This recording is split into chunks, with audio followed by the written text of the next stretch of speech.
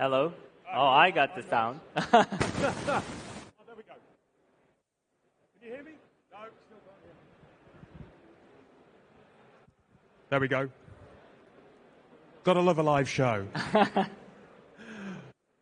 Welcome to this morning's talk. It's great to see so many people and the interest around this subject. My name is David Savage, Group Technology Evangelist at a company called Nash Squared. I often get invited here because I run a podcast, I create documentaries around technology. But I started my career as a recruiter.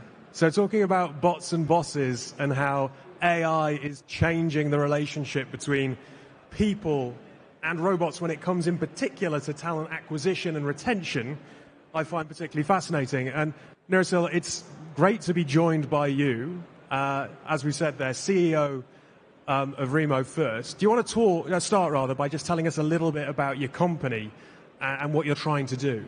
Sure. Thank you so much, David. First of all, hello everyone. My name is Nurasyl Serik. I'm a co-founder and CEO of RemoFirst. We help companies hire people globally without them setting up their own entities in 180 plus countries. In a sense, we are an employer of record solution, and we are world's most cost-efficient employer of record. So look, first of all, you don't have a background in recruitment. Why was this a challenge that you wanted to focus in on? That's a great question, and I kind of have a lucky and unlucky story that I was born in Kazakhstan, where there was not a lot of opportunities to work for great startups or great international companies. So I firsthand kind of faced how difficult it is to different talents in the world to find great opportunities by being somewhere in a remote world. So that was kind of my own challenge, and then that's why I wanted to help other talents globally to be able to access different opportunities in different countries. But second of all, I've started a bunch of startups, and then all of them were remote first. So I've been a remote first founder for 10 plus years, and then I was able to face the challenges of how difficult it is to hire people globally. And then we essentially built the RemoFirst to solve our own problems, essentially. It's interesting there that you reference Kazakhstan and the need to kind of build across borders, because that is one of the key components of AI here within this subject area, the fact that it can help companies build cross-border. How do you think it is impacting global talent acquisition today in helping people achieve that goal? I mean, definitely AI is a big leverage for talent acquisition globally. And then when we think about AI, I think it's all about thinking not AI replacing talent acquisition specialists, but rather helping them.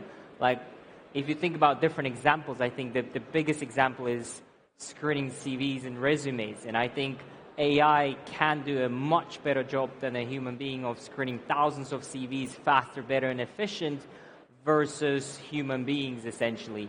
And then most importantly, when you think about global talent acquisition in AI, is understanding that AI can be unbiased, can essentially screen faster, and then that's the main thing in terms of finding global talent. You pay reference there to some of the tasks that people are performing. Where should the emphasis be? What should AI be doing here? And what should the bosses that are referenced in the title for this talk, where should their focus be in terms of time and care?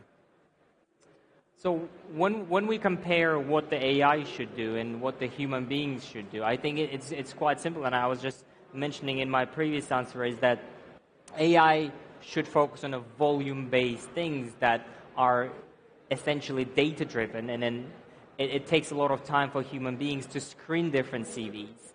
And then another important and interesting fact is that I think when you think about AI, is that AI can definitely be more localized and understand more local nuances. And what I mean by that is that if you are a global talent recruiter or specialist, you probably have no idea what is the great university in Morocco, for example, because not everyone went to Harvard, not everyone had the opportunity to study in Harvard, right? So when you think about kind of a global talent specialist, they know common universities, but how can AI help us score better resumes or better CVs is that they can essentially create a scoring system where someone in the US went to Harvard and then someone in Morocco went to their best university, and that's how they can compare that you don't in particular everyone doesn't need to go to Harvard to be the top talent, right? And then that's where AI comes in, and then by localization, understanding the local rules and different local nuances, it can help you find the best talent without you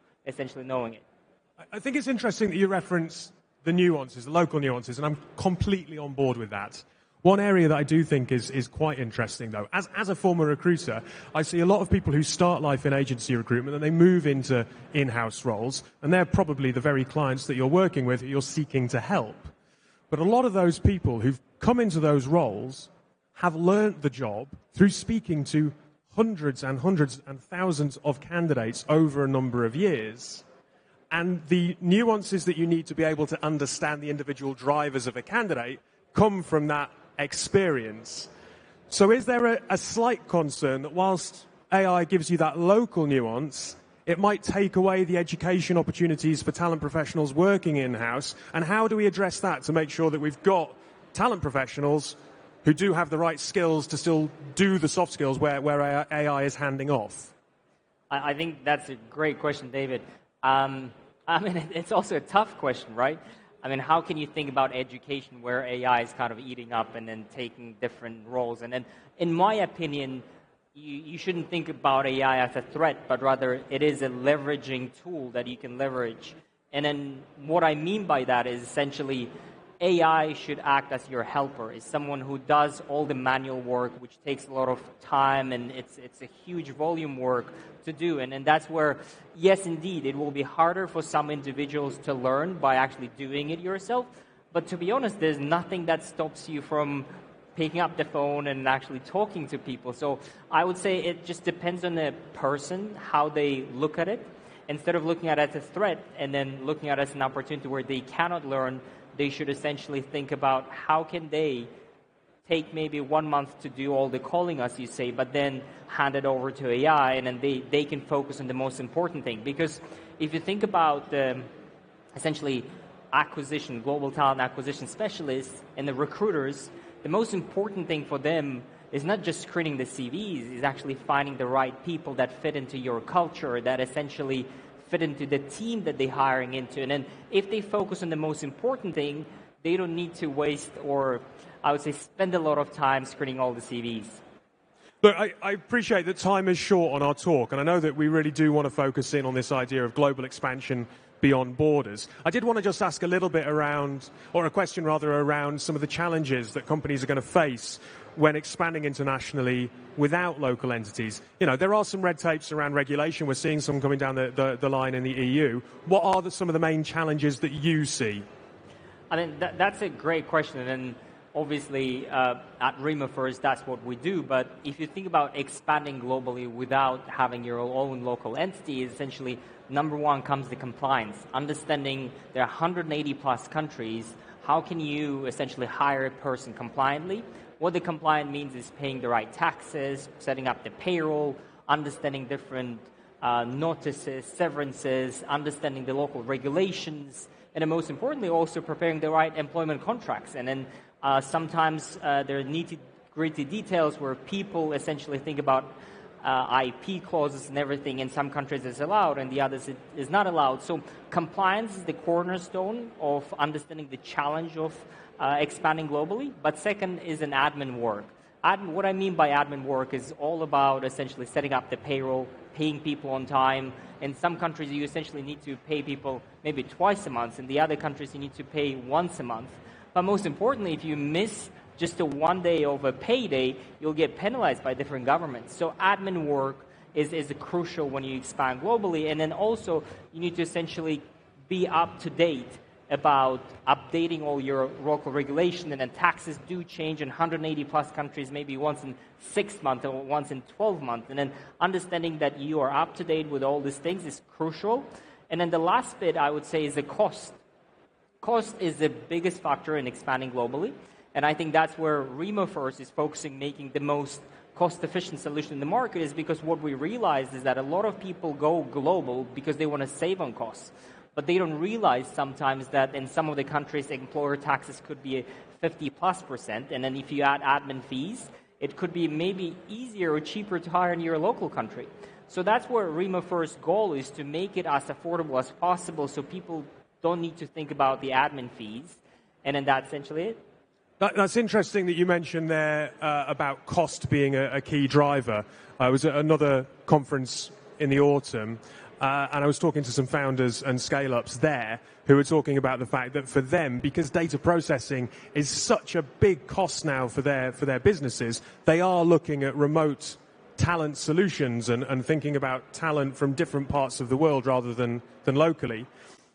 You talked there about compliance. What are some of the strategies that a business like that should be thinking about to overcome some of the red tape that you're talking about? You know, how can they make sure that they've got the right kind of partnerships or relationships in place to navigate what you absolutely describe as a very complex environment? I mean, that's a great question. And then in terms of the strategies to scale global, I think number one comes into my mind is obviously leveraging employer record solution like ours or the other employer record solutions, because that essentially helps you avoid building all the entities globally. Setting up an entity globally will cost you between 20 to 200,000 per entity, and then not to think about maintaining that entity will cost you about $5,000 per entity, essentially, per month. And then on top of that, you need to hire different accountants, lawyers, HR people. So that's that. In terms of the strategies, I think if you want to just click a button and then hire people in 180 plus countries, employer record is the key. In terms of the other strategies, is all about understanding the culture. A lot of founders, when they expand globally, they come to me and say, Nurasyl, I have a great culture in my country that I've built.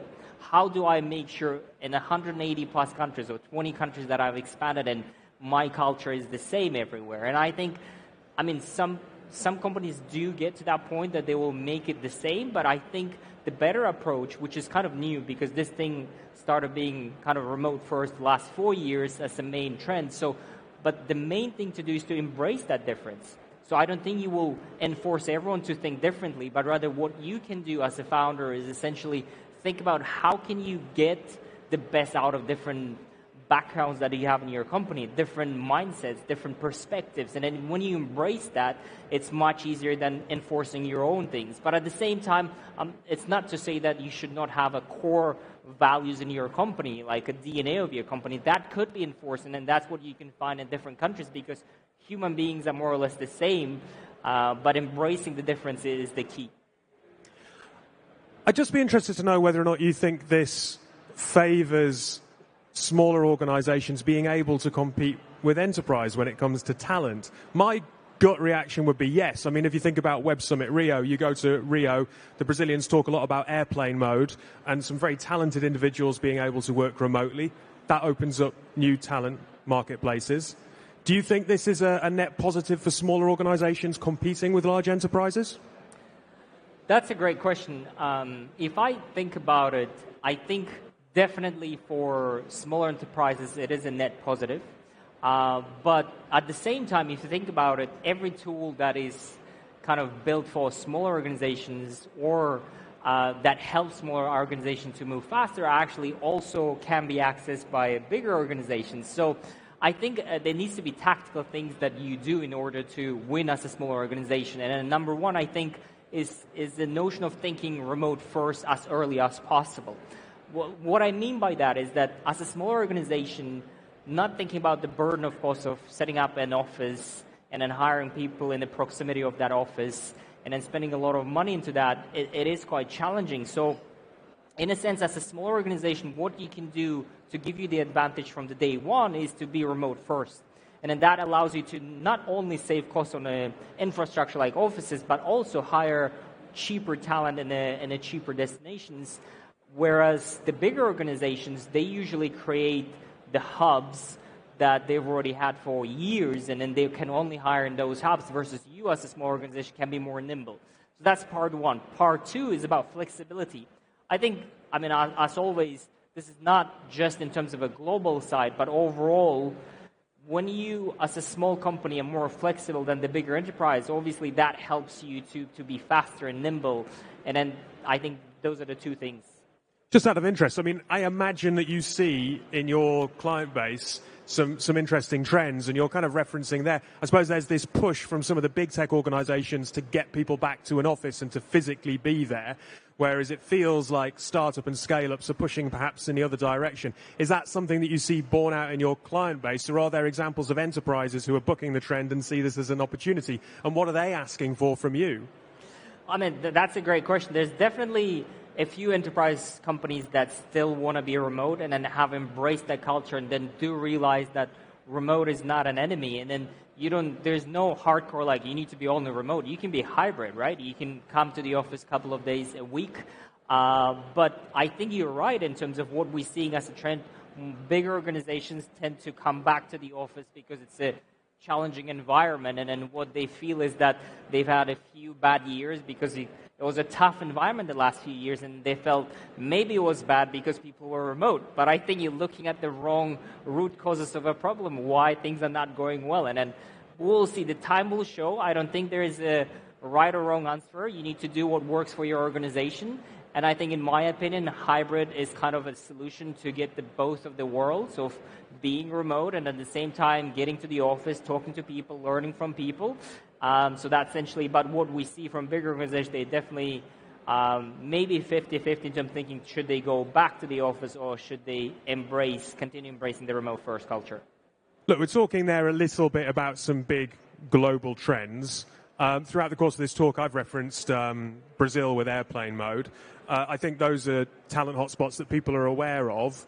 But what do you think organizations should do to try and unearth new pools of talent? And what trends do you see? Are there parts of the market that you find quite interesting?